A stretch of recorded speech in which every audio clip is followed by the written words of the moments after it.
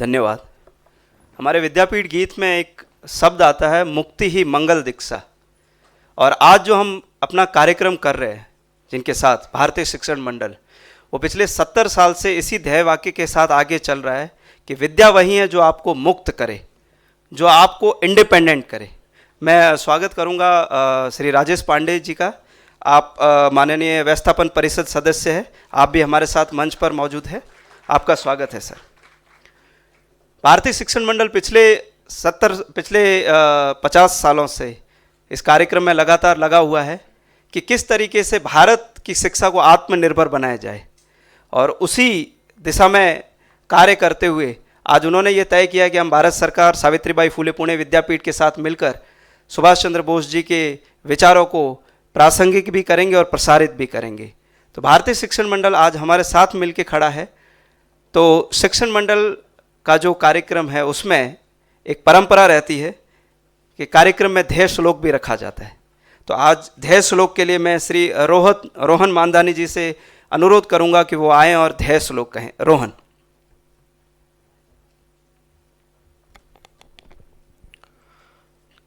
तत्कर्म यन्न बंधाय सा विद्याया विमुक्तये आयासाय परम कर्म विद्यान्या शिल्पने पुण्यम। अर्थ, कर्म वही है जो बंधन में ना बांधे, विद्या वही है जो मुक्त करे।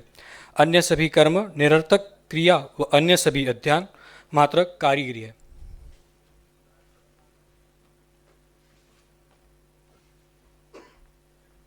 धन्यवाद रोहन जी।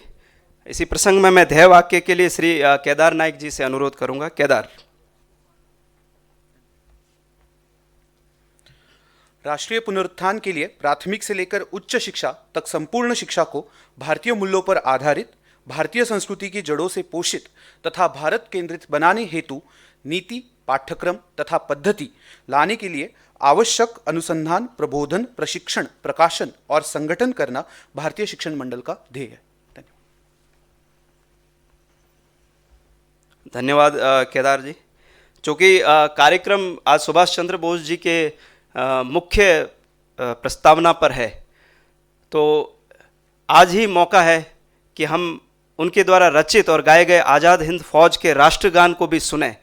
और मेरा निवेदन रहेगा आप सब लोगों से कि एक बार आप लोग खड़े हुए और अब हमारी जो टेक्नोलॉजी टीम है वो आज़ाद हिंद फौज के राष्ट्रगान को गाएगी। जी।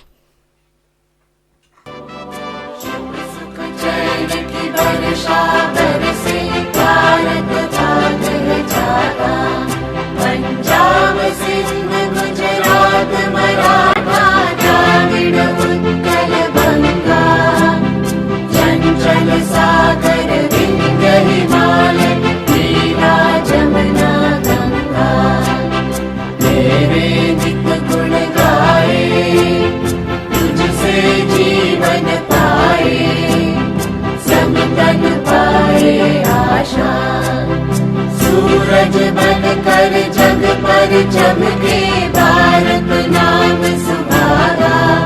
जय हो, जय हो, जय हो, जय जय जय जय हो।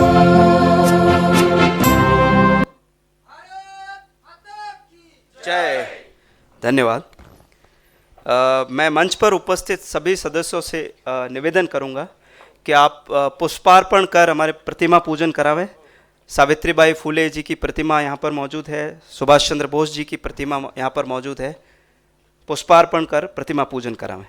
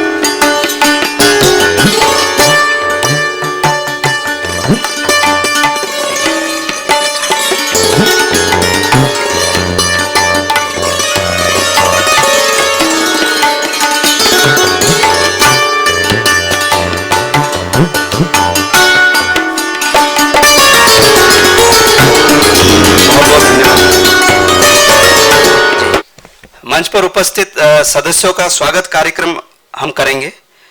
उसमें सबसे पहले हमारे बीच में जो आज के कार्यक्रम के मुख्य मार्गदर्शक जो हमारे बीच में बैठे हैं, राष्ट्रीय संगठन मंत्री भारतीय शिक्षण मंडल श्री मुकुल कानेटकर जी का स्वागत करेंगे हमारे वाइस चांसलर सर माननीय डॉक्टर कारभारी काले सर।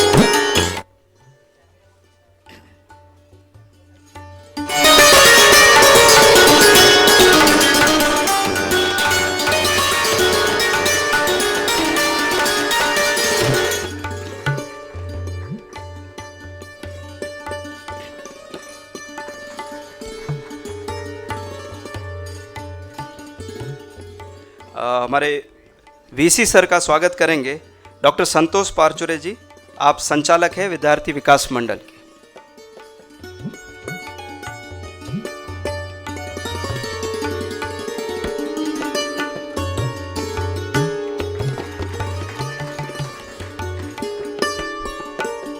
हमारे बीच में हमारे pro vice sir doctor Sanjeev Sonawane sir भी मौजूद है।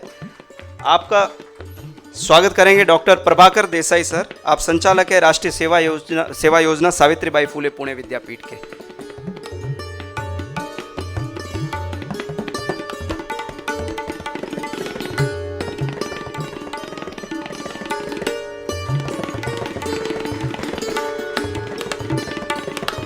हमारे बीच में व्यवस्थापन परिषद सदस्य श्री राजेश पांडे सर भी मौजूद है। मैं अनुरोध करूंगा डॉक्टर सुभाष केंद्रे सर से कि आप राजेश पांडे सर का स्वागत एवं अभिनंदन करावें।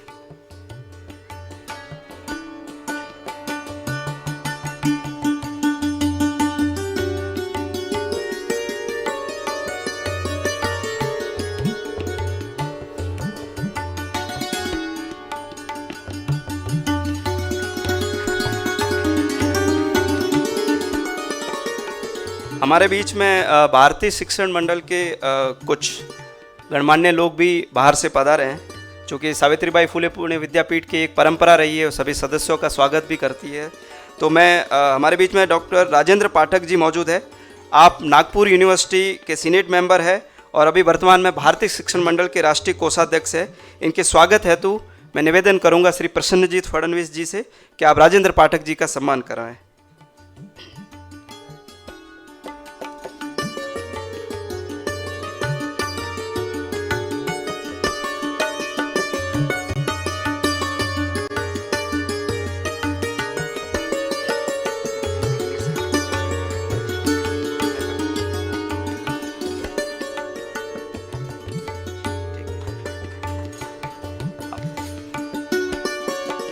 हमारे बीच में पूर्व कुलपति और अनुसंधान प्रकोष्ठ भारतीय शिक्षण मंडल के अखिल भारतीय प्रमुख मौजूद है प्रोफेसर बीए चोपड़े सर। मैं सर से निवेदन करूंगा कि आप मंच पर पधारें और मैं संतोष परचुरे सर से निवेदन करूंगा कि आप सर का अभिनंदन करावें। चोपड़े सर अभी वर्तमान में गवर्नमेंट ऑफ इंडिया में डीएसटी विभाग के चेयरमैन भी हैं।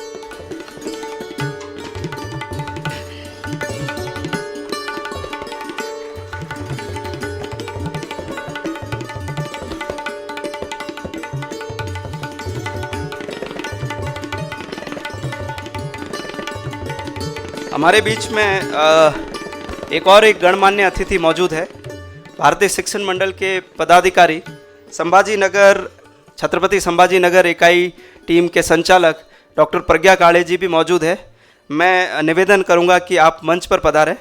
आपका अभिनंदन ज्योति बाखरी मैम डिपार्टमेंट ऑफ लॉ करेंगे। डॉक्टर प्रज्ञा काळे मैम, आप हमारे वाइस चांसलर महोदय जी की धर्मपत्नी भी है। इनका स्वागत professor Jyoti बाखरी ma'am HOD department of law करेंगे।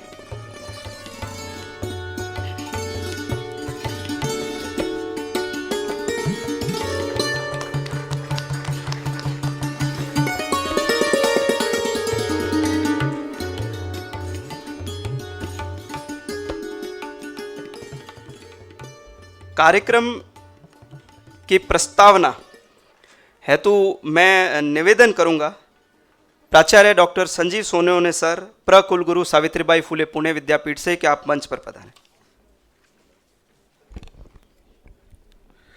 नमस्कार एंड राम राम।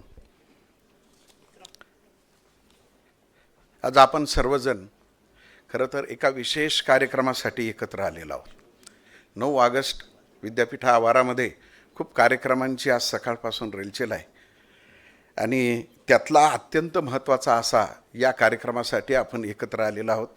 या कार्यक्रमाची प्रस्तावना करण्याची जबाबदारी माझ्यावर आलेली आहे. व्यासपीठावर उपस्थित असलेले आपल्या विद्यापीठाचे कुलगुरू सन्माननीय काळे सर, आज ज्यांच्या मार्गदर्शनासाठी आपण सगळे जमलेलो आहोत, यांचं मार्गदर्शन याच सभागृहामध्ये सावित्रीबाई फुले पुणे विद्यापीठामध्ये पहिलं भाषण मुकुंदजींनी याच सभागृहामध्ये केलं होतं शिक्षणशास्त्र विभागाच्या एका कॉन्फरन्ससाठी. आज त्यांचंही मी पुन्हा या सभागृहामध्ये स्वागत करतो सावित्रीबाई फुले पुणे विद्यापीठाच्या सर्व परिवाराच्या तर्फे. व्यासपीठावर उपस्थित असलेले राजेश पांडे जे आपल्या व्यवस्थापन परिषदेचे राज्यपालांचे प्रतिनिधी आहेत व आपल्या सर्वांचे मार्गदर्शक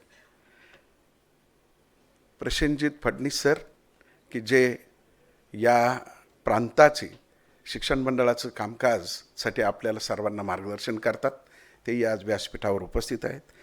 आमचे मित्र चोपडे सर आज या निमित्ताने आलेले आहेत, नलिनी पाटील मॅडम आलेले आहेत, तसेच सर्व भारतीय शिक्षण मंडळाचे पदाधिकारी, त्या सगळ्यांचं मी प्रणाम करून स्वागत करतो. आपल्या सर्वांचं स्वागत करतो. आजचा हा कार्यक्रम खरं तर भारतीय शिक्षण मंडळ, युवा आयाम आणि RF यांच्या मार्फत आपण आणि सावित्रीबाई फुले पुणे विद्यापीठ यांनी एकत्रितपणे हा करण्याचं आयोजित केलेलं आहे. या ठिकाणी जो कार्यक्रम आपण प्रस्तावित केलेला आहे, या कार्यक्रमाचा अगदी साधा हेतू असा आहे की नेताजी सुभाषचंद्र बोस यांनी या देशासाठी किंवा त्यांचा लहानपणापासून आपण जो फोटो पाहतो त्यातून प्रत्येकाला त्या क्षणी तरी खूप मोठी प्रेरणा मिळते आणि ती प्रेरणा कुठेतरी लुप्त होती की काय कालाच्या ओघामध्ये. आणि त्यामुळे खरं तर भारतीय शिक्षण मंडळाने RF आणि भारतभर अशा प्रकारची शोध निबंध स्पर्धा आयोजित केलेली आहे आणि त्या निमित्ताने त्याचं जे विमोचन आहे पोस्टरचं, की तो सगळ्यांपर्यंत जावा या हेतूने आपण तर सर्वजण एकत्र आलेलो आहोत. आज या कार्यक्रमासाठी तापकीर सर आत्ता आलेत आणि भारतीय शिक्षण मंडळाचे इतरही पदाधिकारी त्यांचंही आत्ता पदार्पण झालेलं आहे. यानंतरच्या कार्यक्रमामध्ये याच्याविषयी सविस्तर मार्गदर्शन आपल्याला मिळणार आहे. मी या विद्यापीठाचा प्रकुलगुरू म्हणून आपल्या सर्वांचं पुन्हा एकदा मनापासून स्वागत करतो. जय हिंद, जय भारत, जय महाराष्ट्र. बहुत बहुत धन्यवाद सर. हमारे बीच में कुछ और अतिथिगण मौजूद है. हमारे बीच में श्री मोहनलाल जी छिपा मौजूद है. आप भारतीय शिक्षण मंडल के पूर्व अध्यक्ष थे. मैं आपसे अनुरोध करूंगा कि आप मंच पर पधारें और आपके स्वागत के लिए मैं श्री प्रभाकर देसाई सर से निवेदन करूंगा कि आप मोहनलाल जी छिपा सर का स्वागत कराएं.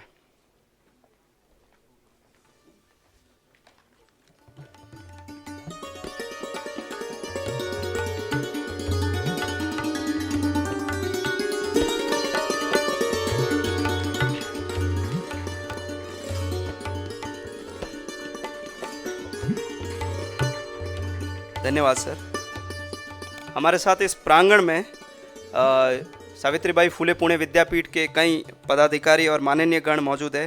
डॉक्टर महेश आबाड़े सर, पराग Kalkar sir, doctor Vijay Khare sir, मैं आप सबका भी स्वागत करता हूं.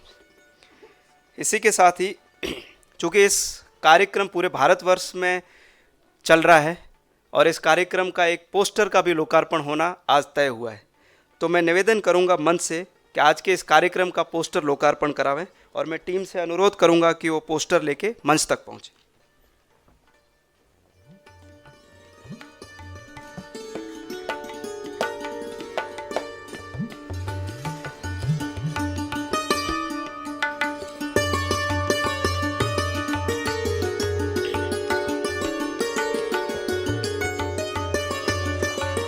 केंद्रे सर.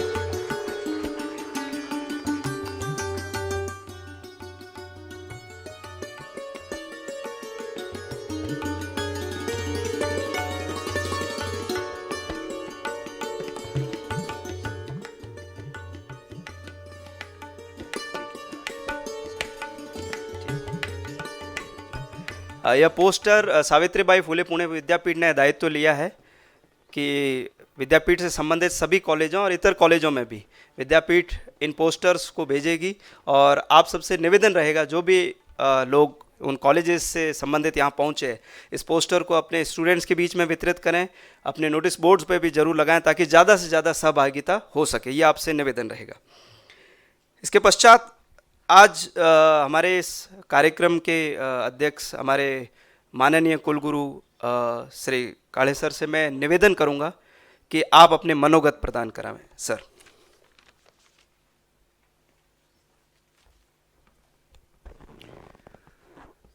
सबसे पहले सभी महानुभावों का मेरा साष्टांग नमस्कार।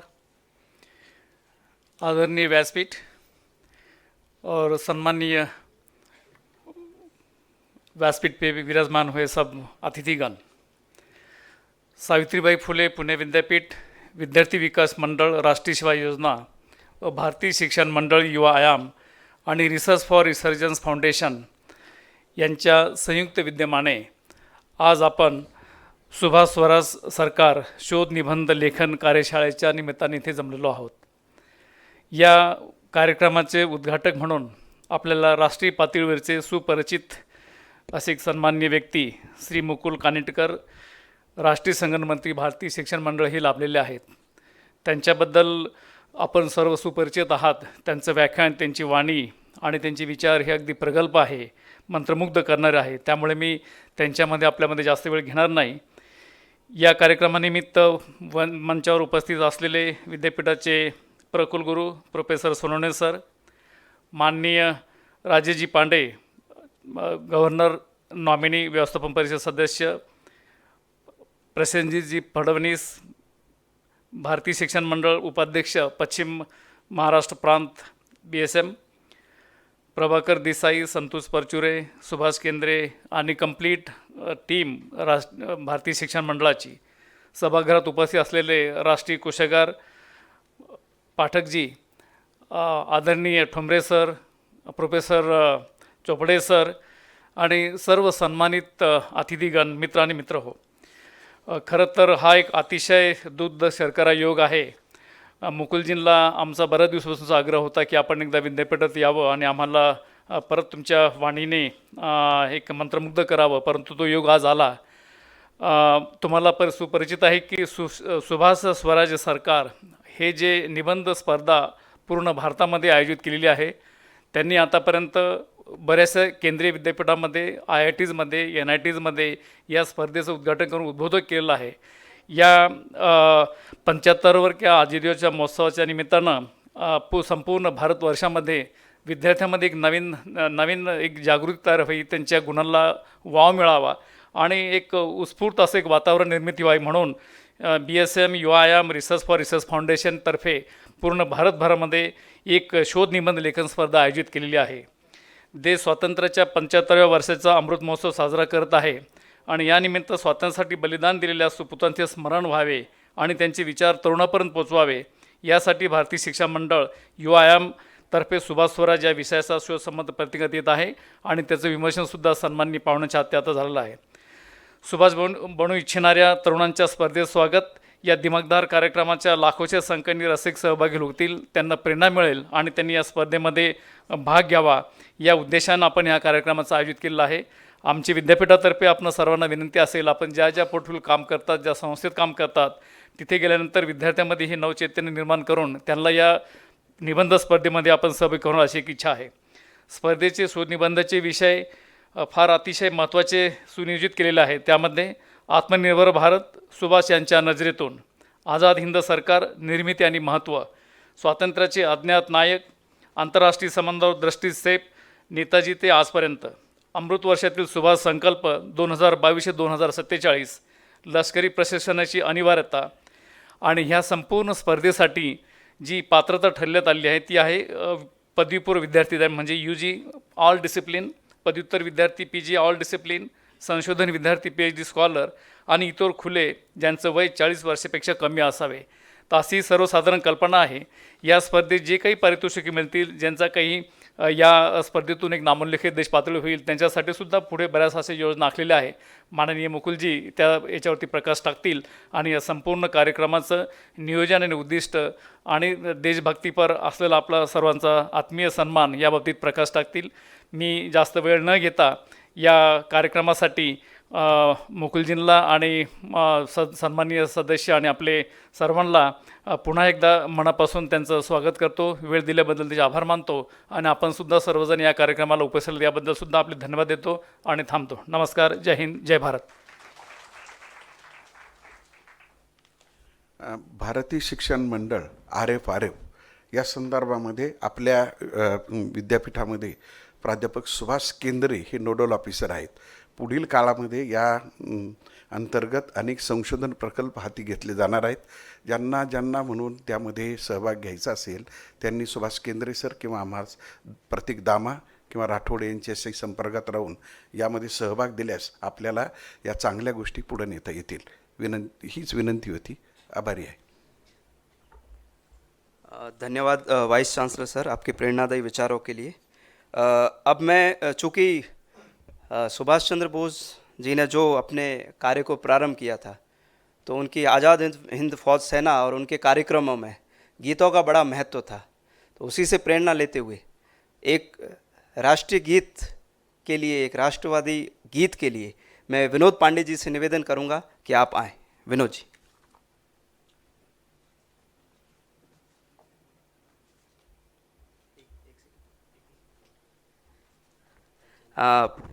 उससे पहले मैं आज के हमारे जो मुख्य वक्ता है श्री मुकुल कानेटकर जी, अखिल भारतीय महामंत्री राष्ट्रीय शिक्षण मंडल के, जो हमारे भारतीय शिक्षण मंडल के मुख्य है, उनके परिचय के लिए मैं श्री प्रतीक दामा जी से निवेदन करूंगा कि आप आएँ और परिचय करावें.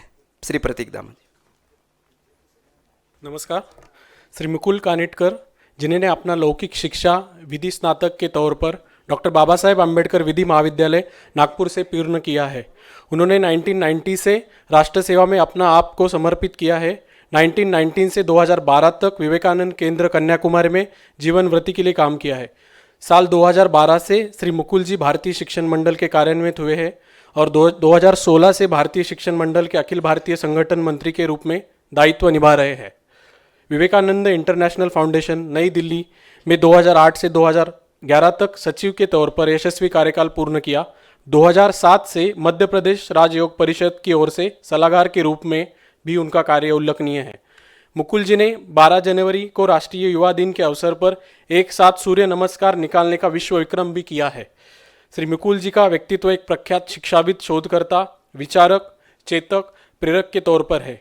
गढ़े जीवन अपना संगठन, बढ़े चलो, परिवार बने पाठशाला, इसेंशियल, विवेकानंद जैसे 12 से अधिक बहुचर्चित पुस्तकों के ऊपर भी लेखन किया है. हिंदी में लिखित परीक्षा दे हंसते हंसते पुस्तक का अब तक का 5 भाषाओं में अनुवाद भी हुआ है. श्री मुकुल जी ने हिंदी, अंग्रेजी तथा मराठी में कुल 2500 से ज़्यादा अधिक लेखों का लेखन भी किया है. 10,000 से ज़्यादा अधिक उन्होंने व्याख्यान दिए हैं. श्री मुकुल जी का मार्गदर्शन के कुल 8 लाख से अधिक प्रतिभागियों के 2500 से ज़्यादा आनंदशाल की रचना भी एवं संचलन देश भर चल रहा है. साथ ही साथ अतिथि विद्वान प्रबंधक विभाग, महाराजा सयाजीराजा विश्वविद्यालय वडोदरा, IIT मुंबई, IIT गुवाहाटी आदि में गीता और प्रबंधन, सस्टेनेबल फाइनेंस तथा भारतीय ज्ञान परंपरा पर पाठ्यक्रमों का संचालन भी श्री मुकुल जी ने किया है. विशेष उपलब्धियों की बात करें तो वर्ष 2021 में हुए स्वस्थ भारत संवाद फिट इंडिया डायलॉग में चर्चा करने के हेतु देश भर से 9 लोगों का चयन हुआ था, जिसमें खुद देश के यशस्वी प्रधानमंत्री श्री नरेंद्र मोदी जी ने श्री मुकुल जी का चयन किया था. वर्ष 2021 में उनका NCC के उच्च स्तरीय विशेषज्ञ समिति के सदस्य के रूप में चयन किया गया था. हम सब परिचित हैं ऐसे नए राष्ट्रीय शिक्षा नीति, नेशनल एजुकेशन पॉलिसी में प्रत्यक्ष रूप में लाने में मुकुल जी का योगदान बड़ा महत्वपूर्ण है. ऐसे बहुआयामी व्यक्तित्व के धनी और माँ भारती के सच्चे सुपुत्र श्री मुकुल कानेटकर जी का आज हमारे बीच उपस्थित रहना एक भाग्य है. धन्यवाद.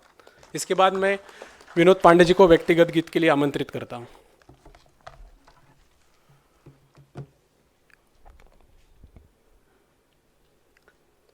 लोक मन संस्कार करना याह परम गति साधना है और रचना गौण है सब। याह शिखर संयोजना है लोक मन संस्कार करना। कार्यक्रम की कल्पनाएं धारणाएं योजनाएं एक ही उद्देश्य प्रेरित तीव्र उत्कट कामनाएं। हर सुमन को खाद जल से पूर्ण विकसित सिंचना है और रचना गौण है सब। याह शिखर संयोजना है लोक मन संस्कार करना। राष्ट्र की अट्टालिका हो विश्व में सर्वोच्च अनुपम। गोद में होवे क्रियान्वित प्रगति के सोपान उत्तम। किंतु हर निर्माण के हित ईंट पक्की ढालना है और रचना गौण है सब। याह शिखर संयोजना है लोक मन संस्कार करना। परम वैभव स्वप्न सुंदर क्षितिज सा है दूर दुर्लभ। किंतु उस नंदन कुसुम का पाचु के माधुर्य सौरभ। राह कांटों से भरी है कुशलता से लांघना है और रचना गौण है सब। याह शिखर संयोजना है लोक मन संस्कार करना। राष्ट्र मंदिर में विराजित मूर्ति सुंदर मातृभू की अर्चना में भेंट अर्पण पूर्वजों ने शीश की थी। आज उनकी मालिका में फूलन गिन डालना है और रचना गौण है सब। याह शिखर संयोजना है लोक मन संस्कार करना, यह परम गति साधना है। और रचना गौण है सब, यह शिखर संयोजना है। लोक मन संस्कार करना, लोक मन संस्कार करना, लोक मन संस्कार करना।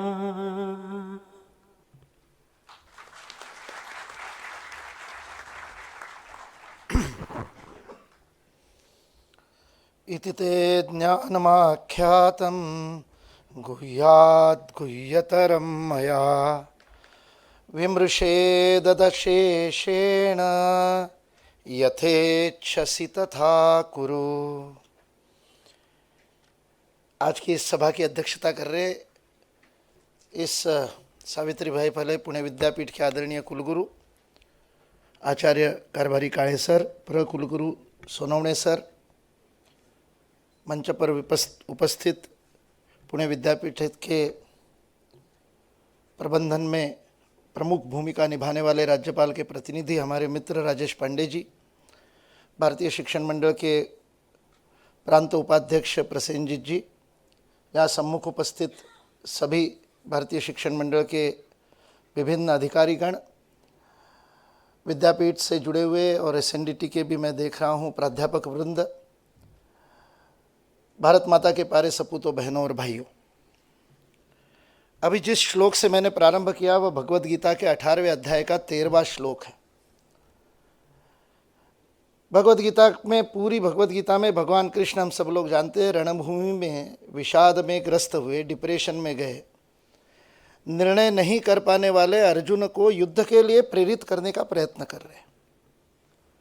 पूरे 18 अध्याय में 720 श्लोकों में 27 बार भगवान कृष्ण ने अर्जुन को कहा कि उठ खड़ा हो, युद्ध कर, तस्मात् त्वमुद्दिष्ट युद्धाय कृत निश्चय, बार बार कहा, उत्तिष्ठ भारत युद्धस्व विगत ज्वर, बार बार कहा, 27 बार कहा उठो युद्ध करो। लेकिन अंतिम अध्याय में भगवान श्री कृष्ण एक नई बात कह रहे हैं। भगवान श्री कृष्ण अर्जुन को कह रहे, यथेच्छसि तथा कुरु, जैसी इच्छा है वैसा करो। किसी युवा के लिए इससे अच्छा उपदेश क्या हो सकता है? युवा तो यही चाहता है, यथेच्छसि तथा कुरु। इसलिए इस श्लोक को हमने भारतीय शिक्षण मंडल के युवा आयाम का श्लोक बनाया, क्योंकि युवा चाहता यही है कि यथेच्छसि तथा कुरु। किंतु उससे पहले भगवान कृष्ण ने जो शर्त रखी है उसको समझना था, कंडीशन, प्री क्वालिफिकेशन। आप जो चाहे वो मनमानी कर सकते हैं, मेरी मर्जी कह सकते हैं। कब? भगवान श्री कृष्ण कह रहे इतने 18 अध्याय में, इति ते ज्ञानम आख्यातम, ये जो मैंने सारा ज्ञान आपको दिया है, आख्यातम बताया है, उसकी व्याख्या की है, एक्सप्लेन किया है, अच्छी तरह से इलैबोरेट किया है, स्पष्ट किया है। और वो कैसा ज्ञान है? गुह्यात गुह्यतरम, अत्यंत रहस्यमय ऐसा ज्ञान मैंने दिया है। विमृशेदद अशेषेण, उसका अशेषेण, कुछ भी बाकी रखे बिना, अशेष, कुछ भी शेष रखे बिना विमर्श कर लो, विचार कर लो, चर्चा कर लो, प्रश्न पूछ लो, ध्यान से सारा विमर्श कर लो, उसके बाद यथेच्छसि तथा कुरु। इसलिए वो विमर्श आवश्यक है। और आज हम युवाओं के बारे में बहुत सारी बातें कहते हैं। स्वामी चिन्मयानंद जी कहा करते थे कि युवाओं को लोग कहते कि यूजलेस है, कहते केयरलेस है। युवाओं पर यह आरोप लगता है, हर पुरानी पीढ़ी नई युवाओं पर लगाती है, अनादिकाल से चल रहा है। रामायण में भी युवाओं को यही कहा था, महाभारत में भी कहा था, आज भी कहते हैं। स्वामी चिन्मयानंद जी कहते थे youth is not useless, in fact it is usedless. Ed लगाना भूल गए, आजकल ईडी लगाने का अर्थ अलग होता है, लेकिन usedless. Youth is not careless, caredless. आप उनके लिए कुछ विचार करेंगे, उनका प्रयोग करेंगे, उनको कर्म करने का अवसर प्रदान करेंगे, तो युवा अपना पराक्रम पुरुषार्थ दिखाएंगे। हम यदि उनको कहेंगे कि आप हम जैसा कहते हैं वैसा करो, मेरी मानो, तो युवा नहीं मानेगा। जो दूसरे की मानता है वो युवा कैसे हो सकता है? हमारे विस्तारक कार्यकर्ता है आपके बीच में भी संगठन मंत्री जिन्होंने अभी गीत गाया, विनोद पांडे जी, ऐसे अब 70 हो गए पूरे भारत में, घर बार छोड़ करके अपना 2 साल 5 साल समर्पित करके और जीवन का काम करते, पूर्णकालिक के रूप में काम करते। कभी कभी हमारे स्थानीय अधिकारी कहते हैं ये कहना नहीं मानते। मैंने कहना मानने वाले होते तो विस्तारक कैसे बनते? माँ बाप का कहना मान के घर ही रहते कहना नहीं मानने वाले इसलिए यहाँ पर बीच में आए हैं। हम क्यों चाहते हैं कि और कोई हमारा कहना माने? भगवान कृष्ण तो कह रहे यथेच्छसि तथा करू। वो अपना कहना माने, अपने मन से वह बात करे, वही कहे जो कर सकते हैं, और जो कहे वो करे। बोले तो ऐसा चाले तो चिवंदा भी पाऊले। तो जो कहे वो करे, ऐसे युवा तैयार करना, यह उद्देश्य लेकर के भारतीय शिक्षण मंडल का युवा आयाम काम करता है। अभी आपका जब कुलगीत प्रारंभ में चला तो मैं बहुत अद्भुत उसकी जो ध्रुवपद है, सारे अंतर ही अद्भुत है, लेकिन ध्रुवपद में एक सुंदर बात कही, ज्ञान और कर्म के संबंध का इतना अद्भुत प्रार्थना हम कर रहे हैं कि हमारा ज्ञान कर्म में परिणित होना चाहिए, और जो भी हम कर्म करें वो ज्ञान से और प्रेरित होना चाहिए, उसके मूल में ज्ञान होना चाहिए। ये इतनी अद्भुत बात कही, किंतु ये इतना कठिन कार्य है। यह विद्या का महत्वपूर्ण उद्देश्य है।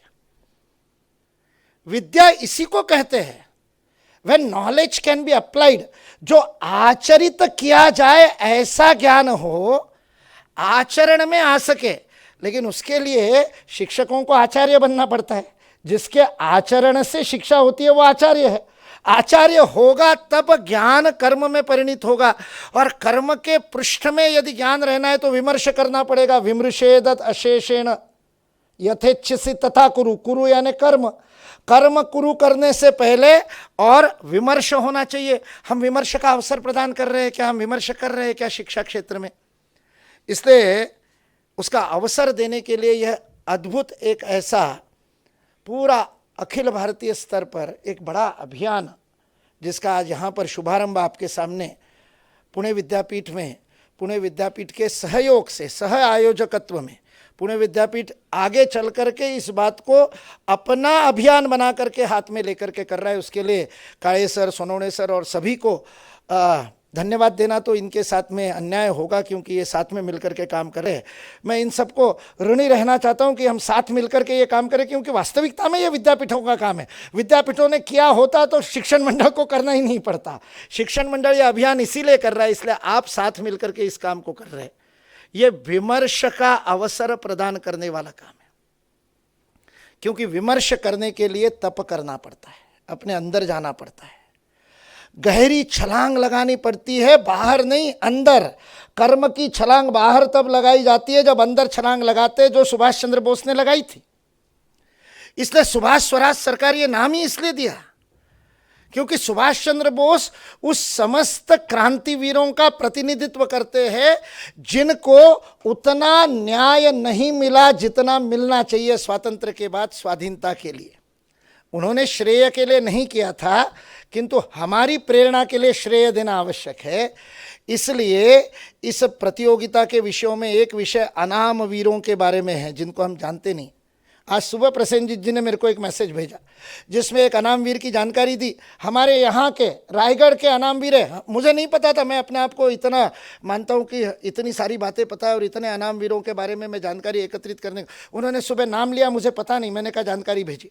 इतने अनाम वीर कोने कोने में देश में काम कर रहे, उनके बारे में रिसर्च करके रिसर्च पेपर, शोध निबंध लिखना है, ऐसे नहीं लिखना है, शोध के साथ लिखना है, क्योंकि शोध से ही विमर्श होता है। इसलिए राष्ट्रीय शिक्षा नीति के लिए जब भारतीय शिक्षण मंडल ने अपने सुझाव दिए तो उसमें एक बात कही थी, research should become the pedagogy of education. Research should not just be the part of education, addition में रिसर्च। जब हमने इसमें स्नातक स्तर रखा, अंडर ग्रेजुएट का भी एक घट रखा, तो जो यूनिवर्सिटी में काम करने वाले लोग हैं उन्होंने कहा कुछ कुलगुरुओं ने कहा हमारे यहाँ स्नातक लेवल पे तो रिसर्च आवश्यक नहीं, रिसर्च तो पीजी में शुरू होता है। मैंने कहा इसीलिए हम शुरू कर रहे हैं क्योंकि हमारा तो मानना है 8वीं 9वीं से शुरू होना चाहिए, क्योंकि जो भी ज्ञान हमने प्राप्त किया है बालपन से, जन्म होते ही जो भी ज्ञान हमने प्राप्त किया है वो केवल और केवल शोध से किया है, रिसर्च से किया है। एक छोटे नवजात शिशु को देखिए, उसके पास आप जाओगे तो आप पूरे पंच ज्ञानेंद्रियों से आपको जानने का प्रयत्न करता है। वो टकटकी लगा करके देखता है, आप थोड़ा सा इधर हिलेंगे वो उसकी नज़रें आपके तरफ जाती है, छोड़ता नहीं है आपको, पूरी तरह से देखता है। थोड़ी सी आवाज़ कीजिए, कानों से ध्यान से सुनता है। श्रवण इंद्रिय, चक्षुवेंद्रिय, इतना ही नहीं, उसका उस बात से संतोष नहीं होता, वो आपकी उंगली पकड़ता है। स्पर्शेंद्रिय, जो भी नया व्यक्ति आएगा और माँ को समझ में नहीं आता इसके हाथ में जो भी मिलता है ये मुंह में क्यों डालता है, क्योंकि वो चखना चाहता है स्वादेंद्रिय से, सारी पांचों इंद्रियों से सूंघना चाहता है, पांचों इंद्रियों से जगत को जानने का प्रयत्न करता है। हम सब ने किया है बचपन में, और उसके माध्यम से हमको ज्ञान प्राप्त हुआ है। इसलिए विमर्श का प्रारंभ इस तप से होता है, और वो तप शिक्षा का अंग बनना चाहिए। इसलिए हमने कहा अंडर ग्रेजुएट भी लिखेंगे रिसर्च पेपर, और उनको रिसर्च पेपर में और ऐसे में भेद नहीं पता है, कोई बात नहीं। भारतीय शिक्षण मंडल शोध पत्र लेखन के लिए उनकी आनंदशाला लेगा। हमने कार्यशाला शब्द छोड़ दिया, हम आनंदशाला शब्द प्रयोग। अंग्रेजी में भी वर्कशॉप नहीं कहते, अंग्रेजी में हमने उसको नाम दिया blissinar, seminar aimed at bliss. Webinar हो सकता है तो ब्लिसिनार क्यों नहीं हो सकता। तो ब्लिसिनार लेंगे जिसमें रिसर्च पेपर राइटिंग का उनको हैंड होल्डिंग करेंगे, उंगली पकड़ करके अंगुली निर्देश करेंगे, सिखाएंगे, और उनको कहेंगे रिसर्च करो और उसके आधार पर लिखो। नाम सुभाष बाबू का भले ही दिया है, लेकिन सुभाष बाबू तक सीमित नहीं है। सुभाष बाबू ने अपने जीवन में ये कार्य उनके विद्यालयीन शिक्षा के समय से किया। कालजयी सुभाष नाम से श्री कृष्ण सरल की द्वारा लिखी हुई जीवनी, अद्भुत जीवनी है सुभाष चंद्र बोस की। उस पुस्तक में सुभाष चंद्र बोस का एक पत्र है जो उन्होंने 13 वर्ष की आयु में अपनी माँ को लिखा था। जब उनको बोर्डिंग स्कूल में दार्जिलिंग में रखा गया था कि आप बोर्डिंग स्कूल में रह करके पढ़ करके और बड़े होकर के ICS ऑफिसर बनो, इंडियन सिविल सर्विसेज में जाओ, उनके पिता की इच्छा थी, और उसके लिए उनको बोर्डिंग स्कूल में भेजा था। पूरी तरह से अंग्रेजियत की शिक्षा, भारतीय संस्कृति से दूर रखने का प्रयत्न किया गया था। वहाँ 13 वर्ष की आयु में सुभाष अपनी माँ को पत्र लिख रहे हैं, और उस पत्र में माँ को पूछ रहे, माँ तूने 9 महीने तक गर्भ धारण किया और मुझे जन्म दिया, माँ मुझे बता मेरे जीवन का लक्ष्य क्या है, क्या करने के लिए मैंने जन्म लिया है। माँ मैं जीवन में क्या करूं, किस लिए मैं पैदा हुआ हूं, क्या मेरा उद्देश्य है। सुभाष माँ से पूछ रहे हैं, पिताजी चाहते हैं कि मैं भारतीय और सिविल सेवा का अधिकारी बनूं और अपनी परतंत्र भारत माता पर दासता लादने के लिए अंग्रेजों की नौकरी करूं, लेकिन क्या माँ मेरा जन्म इस बात के लिए हुआ, क्या है मेरे जीवन का लक्ष्य। इतिहास को नहीं पता नहीं कि माँ ने क्या उत्तर दिया, लेकिन इतिहास ये जानता है कि इस प्रश्न को पूछने वाले सुभाष के जीवन में एक अद्भुत जीवन लक्ष्य का उदय हुआ, और उन्होंने अपना समस्त जीवन मातृभूमि को समर्पित कर दिया। इसलिए युवाओं की वो प्रेरणा है कि आज हम क्या करेंगे। उस समय राष्ट्र के लिए बलिदान करने की आवश्यकता थी, राजनीतिक रूप से प्रयत्न करके देखा, रुग्ण होते हुए भी, रुग्ण शैया पर थे, बीमार थे, प्रचार करने के लिए जा नहीं पाए, उसके बाद भी कांग्रेस के अधिवेशन में कांग्रेस के अध्यक्ष चुनकर के आए, पट्टाभी सीतारामैया को हरा करके, और बहुत बड़ी मार्जिन से चुनकर के आए। इतनी लोकप्रियता राजनीति में थी।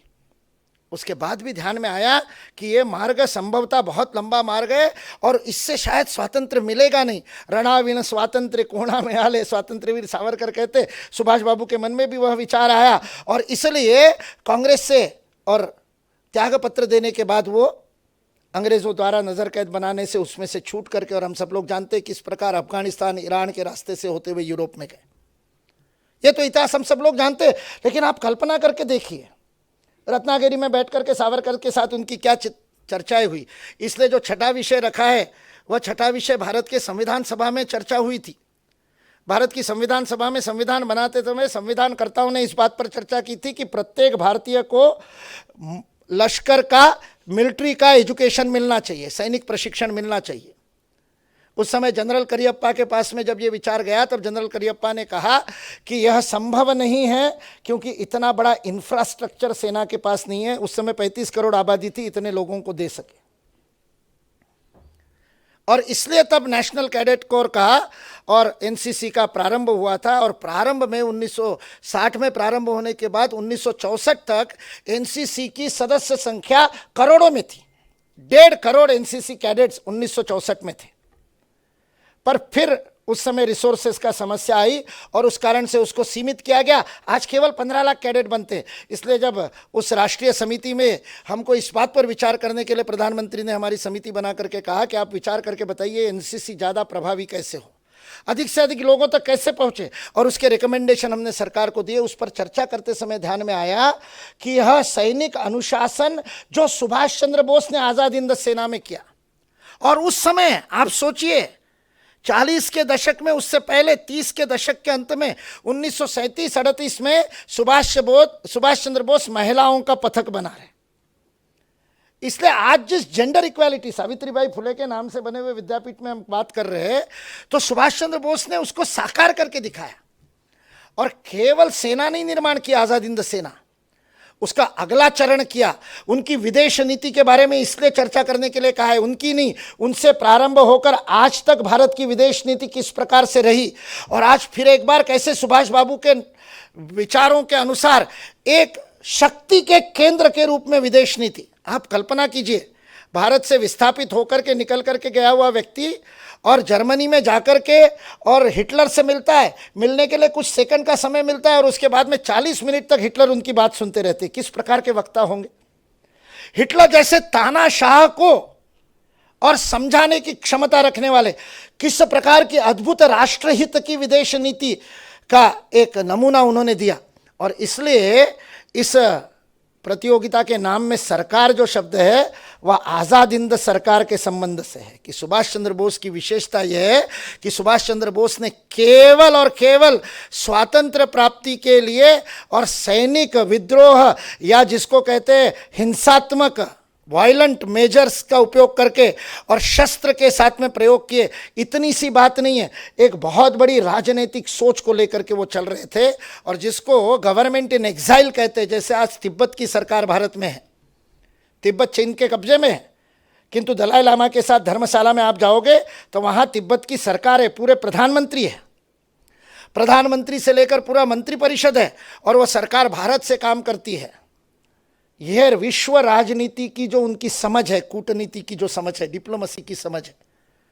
और इसलिए 21 अक्टूबर 1942 बहुत महत्वपूर्ण दिन है कि जिस दिन सिंगापुर में जापान की सहायता से सुभाष चंद्र बोस आज़ाद हिंद सरकार की स्थापना करते हैं और उस आज़ाद हिंद सेना के प्रथम प्रधानमंत्री सुभाष चंद्र बोस हैं। इसलिए जब 2 साल पहले हमारे प्रधानमंत्री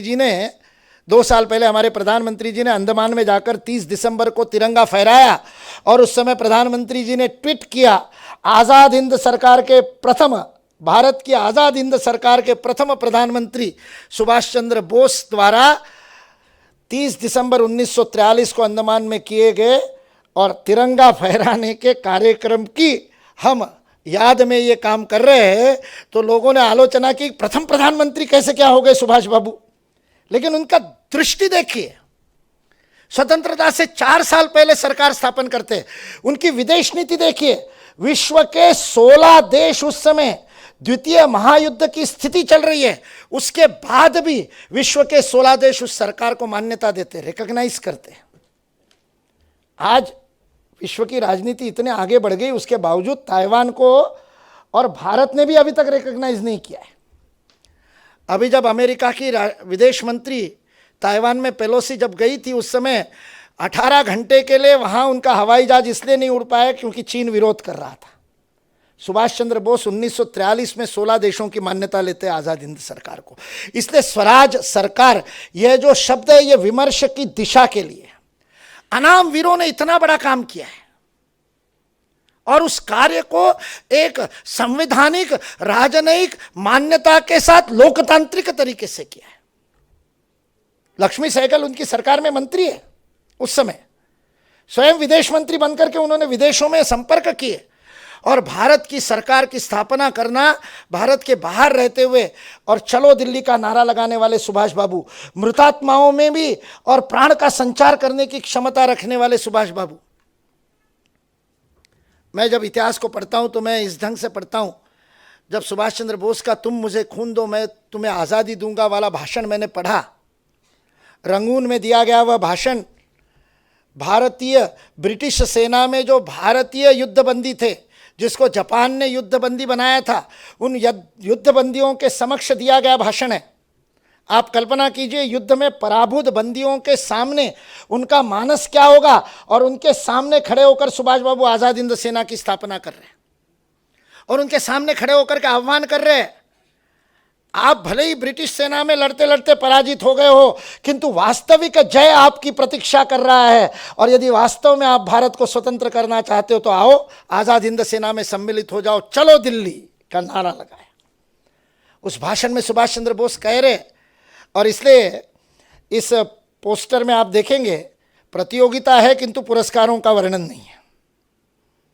पुरस्कारों की लालच से प्रतियोगिता में आने की बात नहीं है, क्योंकि उस रंगून के भाषण में सुभाष बाबू कह रहे हैं, आपको वेतन तो क्या भोजन भी दे पाऊंगा कि नहीं इसकी मेरे पास में और निश्चित ही नहीं है, क्योंकि यदि धन एकत्रित हुआ तो सबसे पहले गोला बारूद खरीदेंगे, एम्यूनेशन खरीदा जाएगा, फिर पैसा बचा तो भोजन, और फिर पैसा बचा तो गणवेश।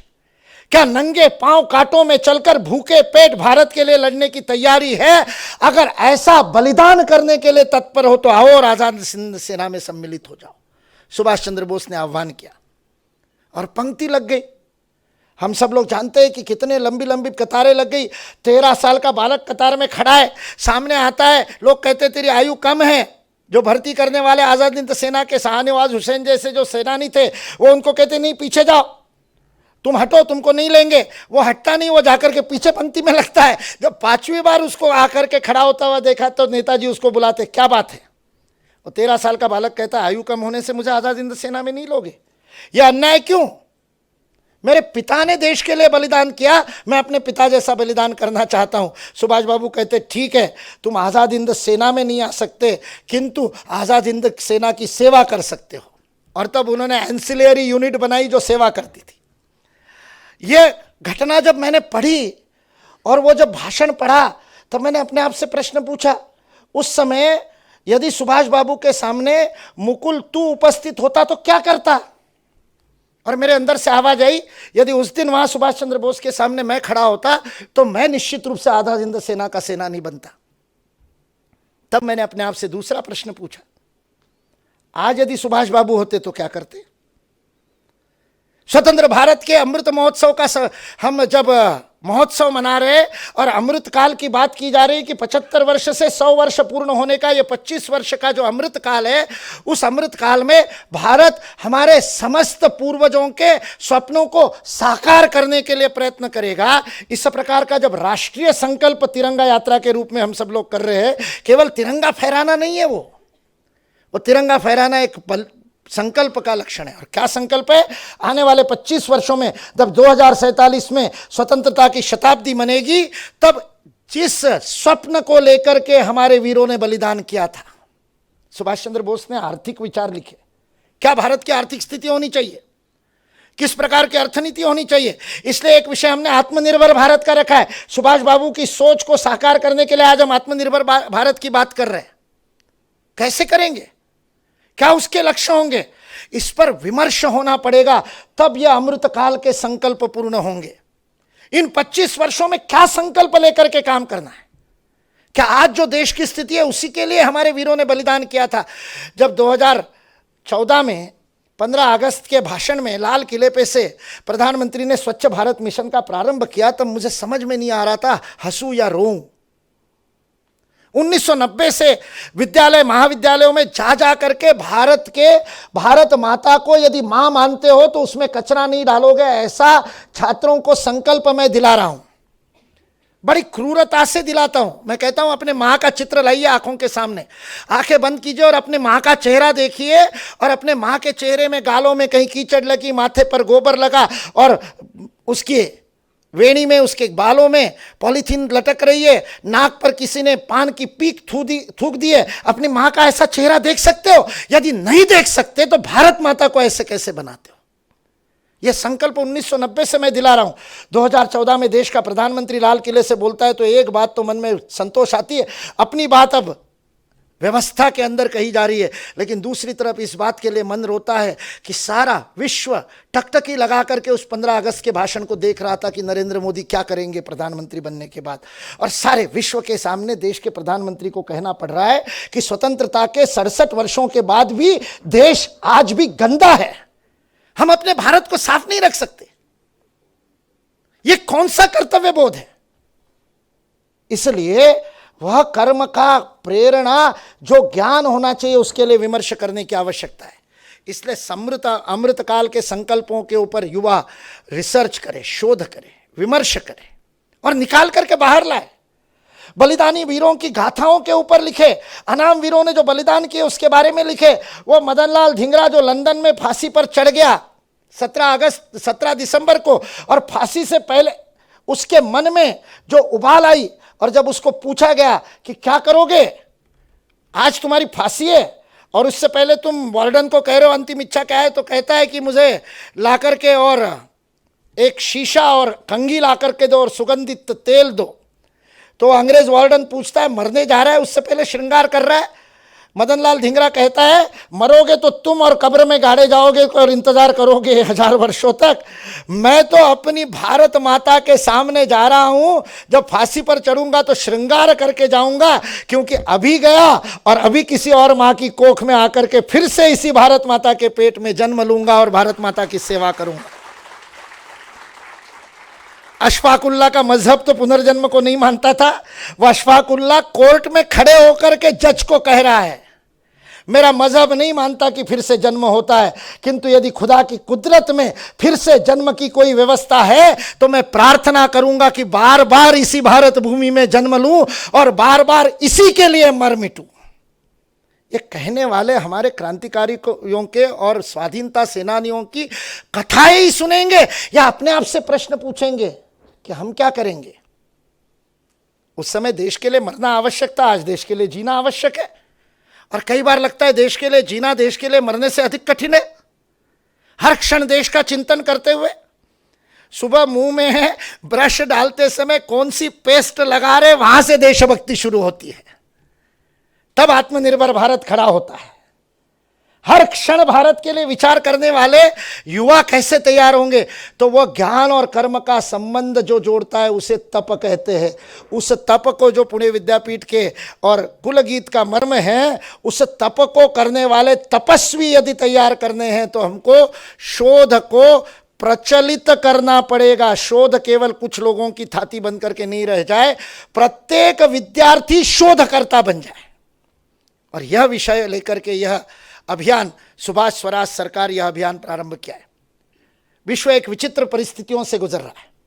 अभी पिछले सप्ताह, 1 महीना पहले श्रीलंका की क्या हालत हुई, पिछले सप्ताह चीन में क्या हो रहा है, ताइवान में क्या हो रहा है, अमेरिका में क्या हो रहा है, सारे विश्व में उथल पुथल मची हुई है। और ये उथल पुथल केवल आर्थिक नहीं है, पर्यावरण के क्षेत्र में उथल पुथल मची हुई है। क्या होगा? और सारा विश्व मार्गदर्शन चाहता है, और उस मार्गदर्शन देने का सामर्थ्य यदि किसी एक संस्कृति में, किसी एक देश में होगा, किसी एक युवा समाज में होगा, तो वह भारत है। क्योंकि भारत के पास ही वह सामर्थ्य, शक्ति, परंपरा और अनुभव है सबको साथ में लेकर के चलने का। दुनिया का एकमात्र देश जिसमें विभिन्न संप्रदायों और पंथों के लोगों के सभी प्रकार, ईसाइयों में 108 डिनोमिनेशंस है, अलग अलग, Catholic, Protestant, Baptist, Seventh Day Adventist, Lutheran, Anglican, इतने प्रकार के चर्च है। और दुनिया में जो 50 से अधिक ईसाई देश है, अमेरिका सहित। अमेरिका का संविधान सेक्युलर नहीं है, अमेरिका का संविधान ईसाई संविधान है। ये ईसाई देश अपने मूल जो उनका डिनोमिनेशन है, पंथ है, उसके अलावा बाकी पंथों को नहीं आने देते। जर्मन लुथेरियन है तो जर्मनी में एंग्लिकन चर्च नहीं खुल सकती, कहीं प्रोटेस्टेंट हावी है तो वहां पर कैथोलिक नहीं जा सकते, फ्रांस में कैथोलिक हावी है तो वहां प्रोटेस्टेंट नहीं जा सकते। दुनिया का एकमात्र देश जिसमें ईसाइयों के पूरे 108 डिनोमिनेशन मिलते हैं, उनके चर्च मिलते हैं, वो भारत देश है। वही बात शिया सुन्नी अहमदिया बोहरा की है। यह आपस में ईरान इराक की नहीं पड़ती, क्योंकि एक शिया है एक सुन्नी है, आपस में लड़ते रहते। भारत एकमात्र देश है जिसमें इस्लाम के 36 फिरके रहते हैं। इतना बड़ा अनुभव सद्भाव का किसके पास है? वह सारे विश्व का मार्गदर्शन कर सकता है। आज लंदन में अभी जहां पर गुलाम मंडल देशों के खेल चल रहे थे, कॉमनवेल्थ का हिंदी में अनुवाद मैं ये करता हूं, उस बर्मिंघम में 150 शरिया कोर्ट खुले। आज पूरा यूरोप समझ नहीं पा रहा इस डेमोग्राफिक इम्बैलेंस का क्या करे। उनको समझ में नहीं आ रहा, फ्रांस को समझ में नहीं आ रहा।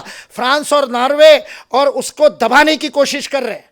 ब्रिटेन और हॉलैंड जैसे देश शरणागति, उनको समझ में नहीं आ रहा क्या करना। भारत एक ऐसा देश है जो सदियों से इस बात को जी रहा है, अनुभव है। सारे विश्व का मार्गदर्शन करने की क्षमता भारत में है हर विषय में। किंतु उसके लिए भारत में तपस्वियों को बनना पड़ेगा, ऋषियों को बनना पड़ेगा, ज्ञानियों को बनना पड़ेगा, उस ज्ञान का सृजन करना पड़ेगा जिस भारत के बारे में विश्व कहता था कि यहां से हमें ज्ञान और प्रेम का संदेश मिलता है। उस भारत के रिसर्च पेपर विश्व में जाते हैं। तो मुझे बता रहे थे, नेचर और साइंस के एडिटर्स के साथ बात चल रही थी। अभी टेलर एंड फ्रांसिस वाले RFRF के साथ MOU करना चाहते हैं, उनके साथ 3 बैठकें हुई। उस समय जब विश्व की प्रसिद्ध प्रकाशन कंपनियों के साथ बात कर रहे थे तो वो कहते थे हमारी सबसे बड़ी समस्या ये है कि आज भारत से कोई रिसर्च पेपर इन जगह पर पब्लिकेशन के लिए जाता है तो बाकी देशों का प्लेगरिज्म 2 बार चेक होता है, तो भारत वालों का 4 बार चेक होता है। ये क्या स्थिति है? आज हमको इस विषय पर विचार करना पड़ेगा और ये बदलना है तो हमको शोध पत्र लेखन के लिए तत्पर होना पड़ेगा, प्रामाणिकता से, ऑथेंटिसिटी के साथ, और भारत के ज्ञान को विश्व में रखना पड़ेगा। तब हम वास्तविक अर्थ में भारत माता को विश्व गुरु के रूप में पुनर्स्थापित कर सकेंगे। यह अभियान में पुरस्कार क्या मिलेंगे, मैंने बात छेड़ करके छोड़ दी थी, उस बात को बता करके अपनी वाणी को विराम देता हूं। पुरस्कारों में हमने लोभ नहीं दिया है, लालच नहीं दिया है। हम चाहते सुभाष बाबू के नाम पर होने वाली प्रतियोगिता का पुरस्कार भी त्याग से हो। आप क्या दोगे, यह पुरस्कार है। जो पूरे देश में प्रतियोगिता हो रही है, प्रांत में चारों कैटेगरी में जो सिलेक्ट होंगे, वो सिलेक्ट होने वालों को हम आह्वान करेंगे कि आप आओ और देश के लिए काम करो। इसलिए 21 अक्टूबर से पहले प्रांत के रिजल्ट आ जाएंगे, क्योंकि वो 21 अक्टूबर को आज़ाद हिंद सरकार की स्थापना हुई थी। और वो रिजल्ट ऐसे ही घोषित नहीं होंगे, दिन भर का युवा सम्मेलन होगा, उसमें युवा साथ में आकर के चर्चा करेंगे कि हम देश के लिए आज क्या कर सकते हैं। सुभाष बाबू आज होते तो क्या करते और हम क्या कर सकते। उस समय होते तो आज़ाद हिंद सेना में होते, आज होते तो आज़ाद हिंद सेना क्या करती। वह BSM का युवा आयाम बन जाए और उसके लिए विचार विमर्श करेंगे, अपने जीवन में क्या करेंगे। उसके बाद में जो प्रांत स्तर से सिलेक्ट होकर के जाएंगे, वो देश में और युवाओं का जो रिसर्चर्स का कॉन्क्लेव होगा, शोध समागम होगा, उसके अंदर सम्मिलित होंगे। और ये सारे सम्मिलित होने वालों को क्या प्रेरणा दी जाएंगी, इन लाखों शोध पत्र लेखन करने वाले शोधकर्ताओं में से हजारों शोधकर्ताओं का ये आह्वान किया जाएगा कि आप इतने अच्छे विमर्श करने वाले हो, इतना अच्छा विचार करने वाले हो, तो अब आगे की बात करो और सामाजिक कार्य का अनुभव लो, सोशल इंटर्नशिप। इसलिए 1 दिसंबर से 30 दिसंबर तक मी फॉर माई नेशन, मैं मेरे देश के लिए 1 महीना लगाऊंगा, ऐसे कहने वाले 1 महीने सामाजिक कार्यानुभव लेने के लिए देश के किसी भी कोने में जाकर के काम करने के लिए तैयार युवाओं को एकत्रित करेंगे। वो 1 से 30 दिसंबर तक देश के कोने कोने में जाएंगे। वहां के लोकमन संस्कार करना, अभी गीत गाया, उसे करेंगे, लोगों के साथ बात करेंगे, लोगों से चर्चा करेंगे। जो इस शोध के गहन शोध के बाद निकले हुए मोती होंगे ज्ञान के, वो उनके साथ चर्चा करेंगे कि स्वाधीनता का क्या अमृत महोत्सव का अर्थ है, क्या अमृत महोत्सव के संकल्प है, कैसे आत्मनिर्भर भारत बनेगा। और 30 दिसंबर को, जिस दिन अंडमान में सुभाष बाबू ने तिरंगा फहराया था, उस दिन जहां पर आपने सामाजिक कार्यानुभव करने के लिए आप जाएंगे, वहां पर अधिक से अधिक स्थानों पर भारत माता का पूजन कराएंगे सुभाष बाबू को याद कराते हुए। इसलिए पुरस्कार में आपको क्या मिलेगा? भारत माता के लिए जीने का अवसर मिलेगा। यह पुरस्कार है। देने का अवसर मिलेगा, बलिदान का अवसर मिलेगा, वीरता का अवसर मिलेगा, पराक्रम करने का अवसर मिलेगा, अपने जीवन को सार्थक बनाने का अवसर मिलेगा। जो प्रश्न सुभाष ने अपनी मां को पूछा था, वो प्रश्न अपने मन में जगाने का अवसर मिलेगा और उस प्रश्न का उत्तर पाने का अवसर मिलेगा। अपने अंदर की इस महानता के जागरण के इस अभियान में यहां बैठे हुए सब लोग तो सम्मिलित हो ही। अभी चले जाए bsmbharat.org की वेबसाइट पे और अभी रजिस्ट्रेशन कर ले, पंजीयन कर ले 30 अगस्त से पहले। लेकिन उससे बड़ा काम है इस संदेश को अधिक से अधिक लोगों को पहुंचाकर अधिक से अधिक छात्रों को, युवाओं को, चौथा ओपन सेक्शन है ना, जिसमें असिस्टेंट प्रोफेसर जिनकी आयु 40 से कम है वो भी आ सकते हैं, बाहर आईटी सेक्टर में काम करने वाले, व्यापारी, डॉक्टर, इंजीनियर, वकील, सीए, 40 से कम उम्र का कोई भी व्यक्ति आ सकता है। उनको प्रेरित करे अधिक से अधिक लोगों को लिखने के लिए। उन लोगों के पास जाए जो कहते हैं अरे मैं कैसे लिखूंगा, आ जा तू, तो इनको हम सिखाते हैं कि कैसे रिसर्च पेपर लिखा जाता है, कैसे खोजा जाता है। सर्च केवल गूगल में नहीं होता, गूगल सर्च से तो बहुत कुछ मिलता है, लेकिन फालतू का कचरा भी बहुत आता है। जो वास्तविकता में शोध करना चाहते हैं वही गूगल स्कॉलर में सर्च करते हैं। वही शब्दावली गूगल स्कॉलर में scholar.google.com में डालने से उस विषय के शोध पत्र मिलते हैं। एल्सवेयर में कैसे सर्च किया जाता है, academia.edu पे कैसे सर्च किया जाता है, archives.org पे कैसे सर्च किया जाता है, यह सिखाया जाएगा। इसके माध्यम से विषय को समझ करके अध्ययन करना, तो उसका लाभ आपको अपने अध्ययन में मिलेगा। वो साइड इफेक्ट है, उसके लिए नहीं आना, देश को कुछ देने के लिए आना है। यह प्रश्न ही भी पूछना कि मुझे क्या मिलेगा। AICT ने कहा हम बन जाते, किसी ने कहा UGC को साथ में ले लो तो इनको API के अंक मिलेंगे। मैंने कहा उस API ने तो गड़बड़ घोटाला किया है सारा का सारा। लालच से रिसर्च नहीं, कुछ मिलेगा उसके लिए शोध नहीं, कुछ देना है उसके लिए शोध करने वाले ऐसे शोधवीर, ऐसे प्रज्ञावीर, ऐसे बौद्धिक वीर हम सब लोग बने। इसी प्रार्थना के साथ अपनी वाणी को विराम देता हूं। जय हिंद।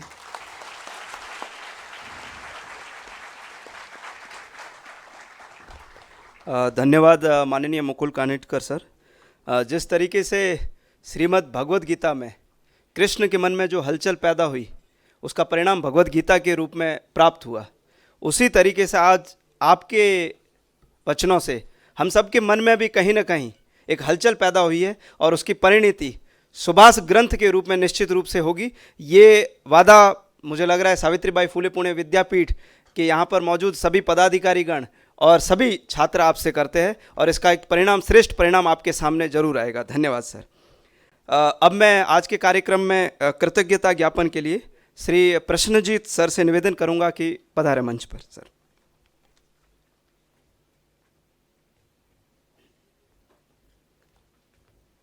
नमस्कार।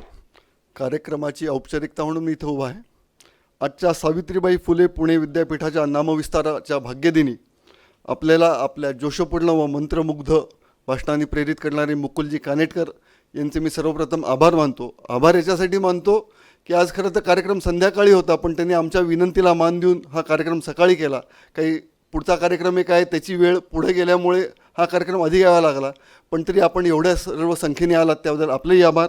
विद्यापीठाचे कुलगुरू, प्रकुलगुरू जे आम्हाला वेळोवेळी मार्गदर्शन करतात आणि आम्ही ज्या ज्या नवीन काही कल्पना मांडतो त्याला कायम प्रेरणा देतात, त्यांचेही मनापासून आभार। विद्यापीठाचे कुलसचिव डॉक्टर प्रफुल्ल पवार हेही व्यवस्था करण्याला आम्हाला दरवेळी मदत करतात। तसेच NSSचे आणि विद्यार्थी विकास मंडळाचे विशेष आभार, कारण त्यांनी हा कार्यक्रम आयोजित केला। आपण एवढ्या सर्व मोठ्या संख्येने आलात त्यामुळे सगळ्यांचे आभार। धन्यवाद। जय हिंद। धन्यवाद प्रसन्नजीत सर। अब मैं कार्यक्रम के अंतिम पद के लिए जो शांति मंत्र और राष्ट्रगान के साथ समाप्त होगा, उसके लिए मैं सुकन्या शर्मा से निवेदन करूंगा कि मंच पर आवें। सुकन्या शर्मा।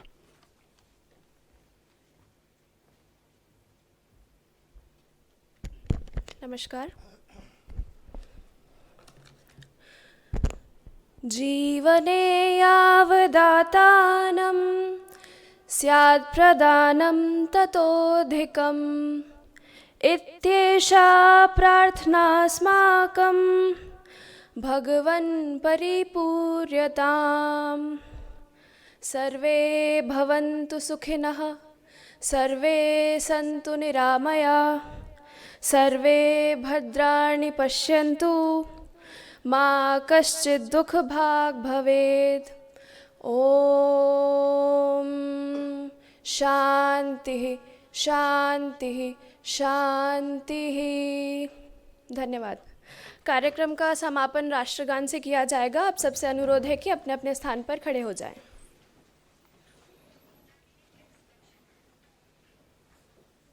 जनगण मन अधिनायक जय हे भारत भाग्य विधाता। पंजाब सिंध गुजरात मराठा द्राविड़ उत्कल बंग विंध्य हिमाचल यमुना गंगा उज्ज्वल जलधि तरंग। तव शुभ नामे जागे, तव शुभ आशीष मांगे, गाहे तव जय गाथा। जनगण मंगलदायक जय हे